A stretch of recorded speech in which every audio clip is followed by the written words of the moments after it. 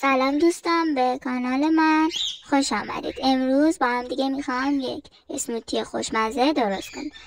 برای این اسموتی نیاز داریم به آووکادو، بادام، موز، عسل و شیر. خب ما ابتدا موز و آووکادو رو ریزش میکنیم. بعد وقتی که موز و آووکادو رو خرد کردیم اونها رو داخل مخلوط کنمون میریزیم. برای اینکه خوشحالم کنی و بهم انرژی بدی خوشحال میشم که قلب پایین رو قرمزش کنی و کانالمو سابسکرایب کنی.